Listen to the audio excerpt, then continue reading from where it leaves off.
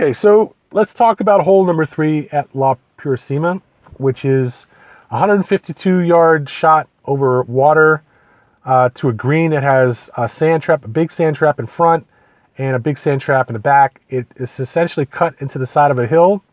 So above the back sand trap, you have a slope, and below the front sand trap, on the front side, you have a slope down to the water. There is a slope that runs across the area below the green. There is a flat spot on the back half of the green. The front half of the green slopes down towards the top sand trap, and the right half of the green slopes off to the right and forward towards the lake. The back of the hole is on the side of the hill, so you have a slope along the hill on the left and right side of the sand trap, but on the right side of the sand trap, the slope is much less and actually begins to slope away to the right towards a lake that is just basically the lake in front of the hole is a finger from a lake that's off on the right side on the back side of the tree.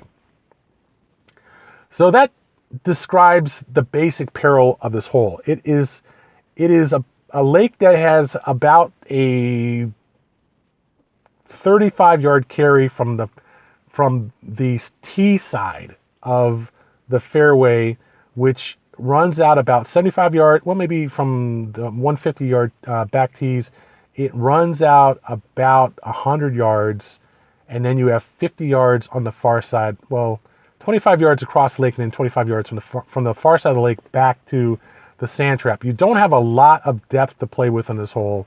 It is much wider than it is deep, although it is not shallow. It's not nearly as wide as it is deep. It's about egg-shaped, more or less, but one half of the problem is the front third of the green tilts down towards the lake. And as you move from left to right, it tilts more. So there's a very steep slope on the right side of the right corner, right front corner, and almost no slope on the back left corner. That basically describes the shot you're looking at. Now the question becomes, how do we actually attack this hole? All right, I've decided I'm going to leave all this technical stuff to slides because I can't stand to listen to myself talk for about the 30 minutes it would take to explain all this stuff. So I'll just let you read it for 30 minutes in peace and pick it up back again when it gets done.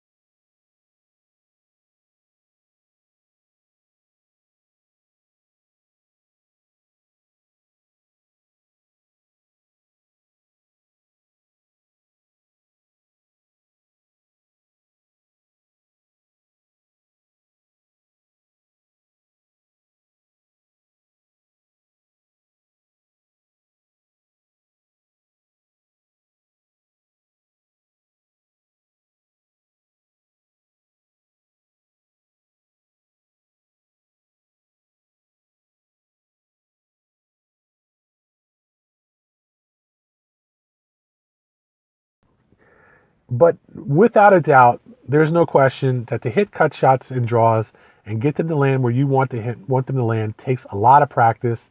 And when you're first learning, it's a good idea to just aim left for cut shots and give yourself plenty of room to come back if it cuts too much, but still have room if it goes straight. And the same thing with draws. It's good to hit draw shots with a more or less down the shot path orientation, because if it doesn't draw or you block it, the ball's gonna go to the right. But if you overdraw it, which is really hard to do, especially when you're first learning, it's gonna go maybe just a little bit left of the shot line. And so I always suggest to people learning these shots, underestimate your draw and overestimate your cuts. Okay, so now we are ready to talk about how to play this hole with a variety of shots, either cuts or draws or a straight shot. Now, because I've taken so much time in just talking about the mechanics of hitting cuts and draws and even straight shots, I'm going to briefly talk about the hole in question and just say, in this case, because you have a lake short and you have a sand trap in front of the green and a sand trap behind the green, because you have a slope and an open space off to the left, and because the green slopes right and forward on the right side, and on the front half of the green it slopes back down towards the front sand trap.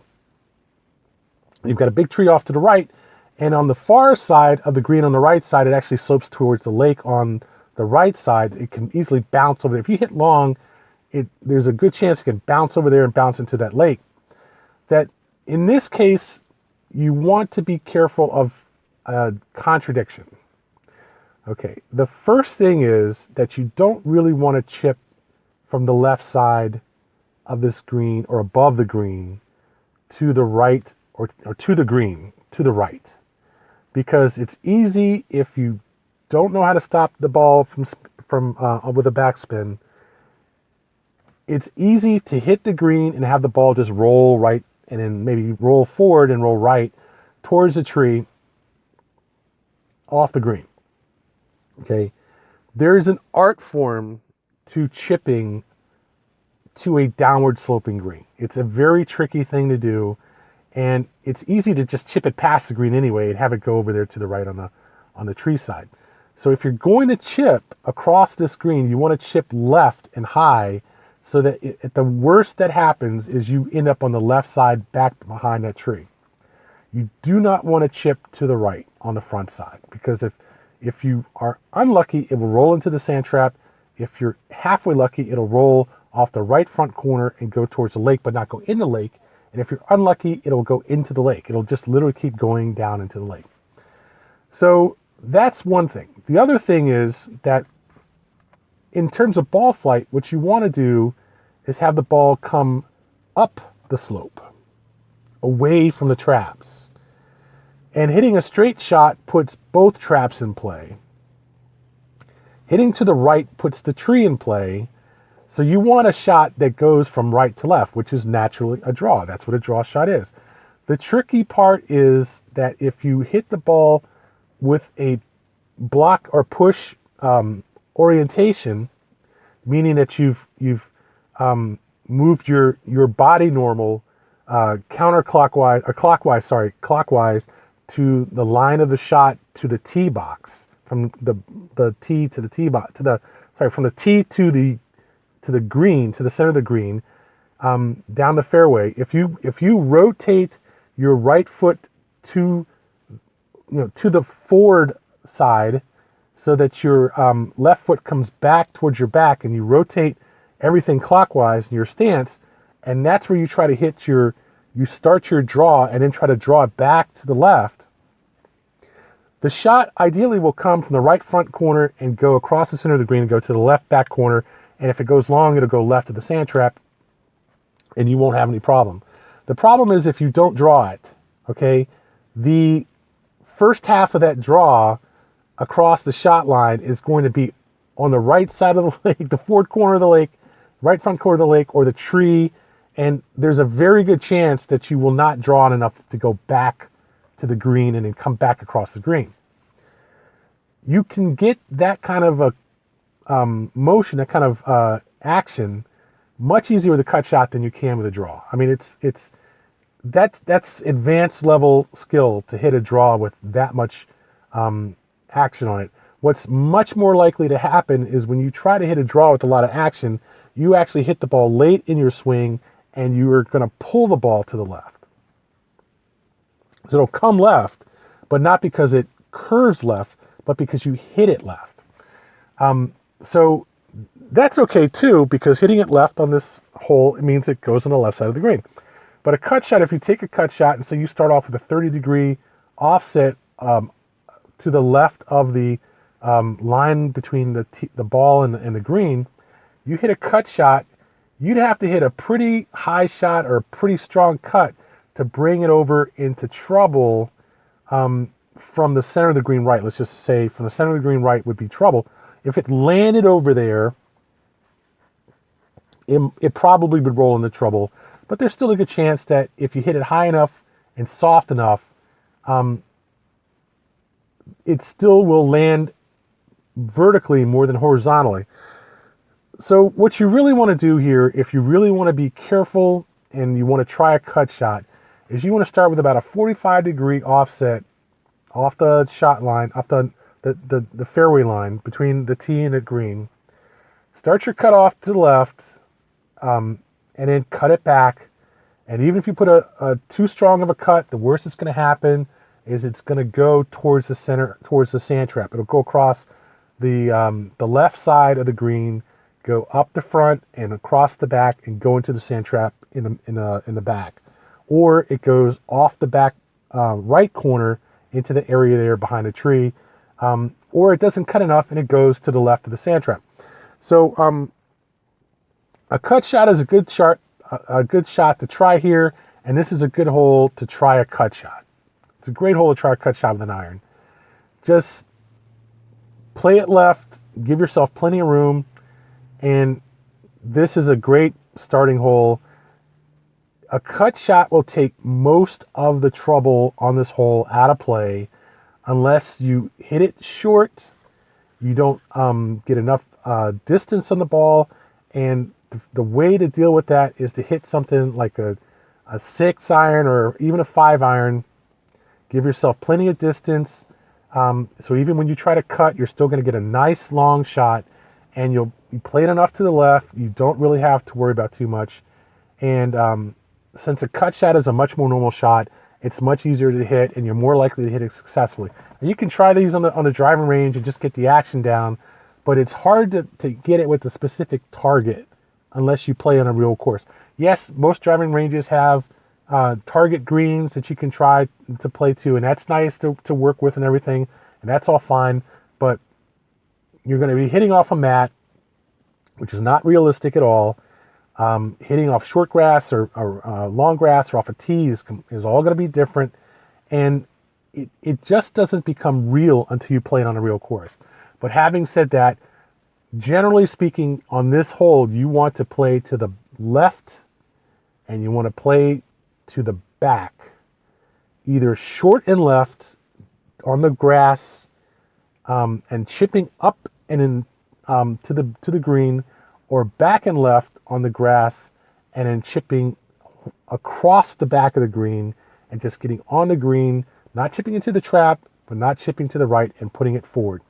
So this is a good hole. It's a good hole to play with. It's not your most difficult type of par 3. It's not the an easy, flat, open, circular par 3 with lots of moderately rough around the hole and plenty of space. It's something of a challenge. The big challenge is trying to hit it ball straight and not blading it, or trying to play a draw and not having it come back away from the tree on the right.